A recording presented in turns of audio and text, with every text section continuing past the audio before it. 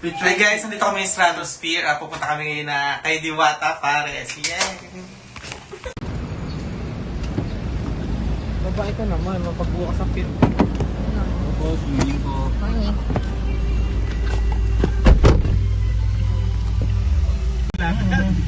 Kuya, nakapunta ka na ba sa Diwata?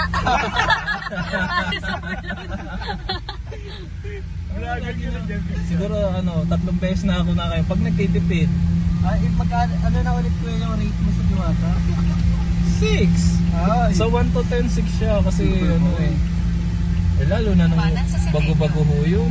Igawa ng sa medyo may lasa yung bigas. Ngayon medyo nag-improve na.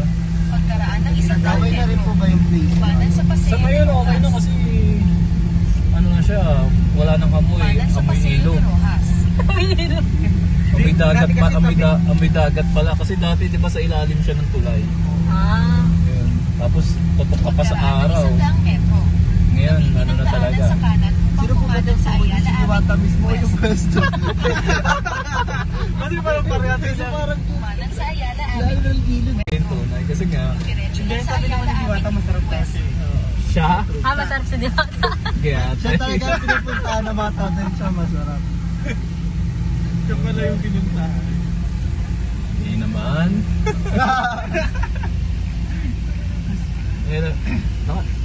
Pero nakakatuwa din siya, no? Kasi sa part na yung nagsimikap siya kahit pa ba. Alam niyo ba yung story yung Diwata? Kasi nga Pagkaraan ng may sinita siya sampung nagdodroga metro. ng mga kasama niya. Gamitin ang alimango Natakot siya na daanan, diretso. masama doon. So sobrang takot niya. Nambugbog din siya. Lumabas. Parang kamukha niya. Oo.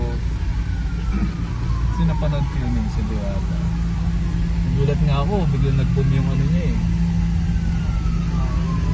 Successful ka na. Tapos Oo. binababa pa siya ng ibang tao. Siya siguro kasi nauna ng 100,000 para na. Oo, ngayon ginagaya na siya. Kaya lang ngayon ang pangit yung ngayon sa City Hall ng Pasay. Pinapalis siya. Dahil nututan siya ng Diretso lang sa Ayala Nakita niyo? Avenue West. Diba nakita niyo yung bagong pwesto niya? Kasabi dati ng City Hall, kumuha siya ng Pagkaraan magandang ng pwesto. 200 metro. Ngayon kumuha siya ng Kumanan sa pwesto, Malugay. napalis Tapos naman siya. kumanan. Kaya siya raw wala raw permit na ganyan. Diba?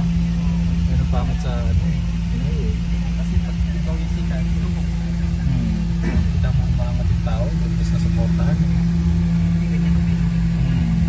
Kaya sa akin lang naman na kanina, sinabi ko lang yung ano namin. Kung nagtitipid ka, pwede. Mamaya uusgan din na. Oh. Ngayon, hindi na lasang hindi na lasang sunog. Kapag kumain ako sa Biko, ay sweet sabi ko, ay mag-rate din. Mag-rate din tayo mamaya kung anong rate natin. Palinindigan ko yung sipsip ko yan. Daang metro. Kumaliwa. Tapos kumanan. Dito na kami ngayon, along the way sa Diwata Pares. Oo, dito nga. Ang landmark niya is GSIS. Anong location nito? Pinaka ano? Joke no. Joke, no? Ah. Dami agad ng tao. Anong oras na ngayon? 9 a.m. 9 a.m.